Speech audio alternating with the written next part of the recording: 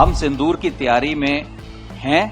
हम सिंदूर जो चल रहा है उसके लिए हम रेडी हैं, डिप्लॉयड हैं, और जहां तक कि बाकी जो हमने अपने प्लान्स किए हैं हम उनके साथ भी चलते रहेंगे। तो that is a very simple message that we are looking eight.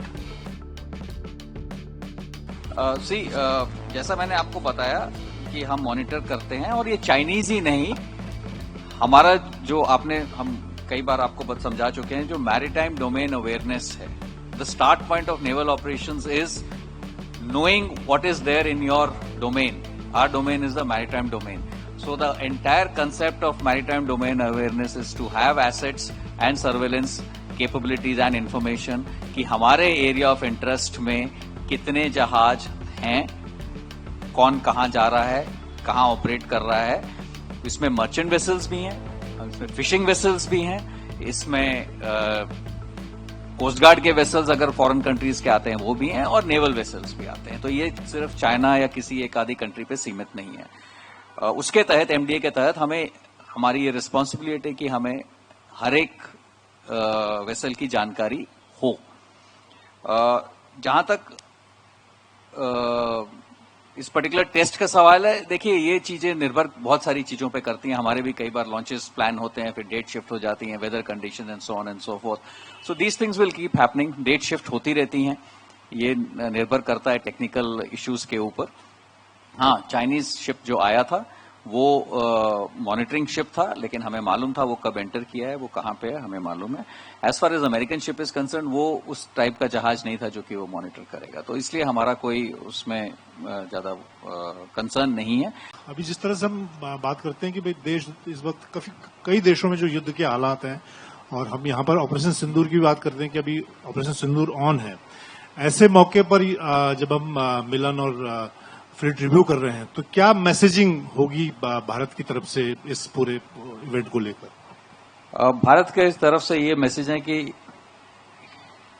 हालांकि ऑप सिंदूर अभी भी ऑन है, लेकिन हमारा जो इंटरैक्शन है, जो फॉरेन कंट्रीज के साथ है, जो हम लोगों ने आज तक जो भी हमने किया है एज फार एज हमारा इंटरनेशनल रिलेशंस आर कंसर्न, जो हमारी ऑन गोइंग एक्सरसाइजेज, जो हमारा प्लान्स है, उसमें कोई रुकावट नहीं है, उसमें कोई कॉमा नहीं है, उसको कोई फुल स्टॉप नहीं हुआ है।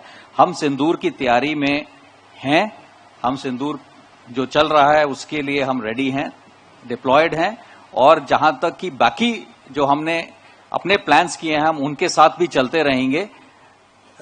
So that is a very simple message that we are looking at. Deliveries that are going to come. If you could give us an understanding on these two issues, sir. Okay. As far as challenges are concerned, I think they're all there in the open domain. I don't have to really amplify on that. There is a continuous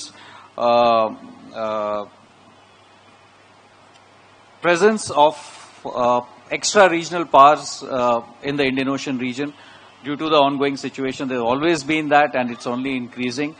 At any given point of time, we have more than minimum 40, but going even beyond 50 odd ships that are operating in the Indian Ocean region. And just to assure all of you, we are monitoring each and every one of them. We are aware of what they're doing, what they're likely to do, when do they come in, when they go out, etc. The challenges remain. You've seen what has happened in Madagascar. So, you know, as things keep evolving, we are keeping a track of everything. But the bottom line remains that the Indian Ocean is the main source of transit of goods and oil as far as the world is concerned. That does not change. And with it, it brings its associated challenges with respect to traditional as well as non-traditional issues. And it is across the spectrum that we look at, from piracy to human trafficking to drugs, and so on and so forth. So these challenges are there, and we are alive to it, and we will continue to monitor them, and we are deployed on, of course, ready to meet any contingency that helps as the situation evolves.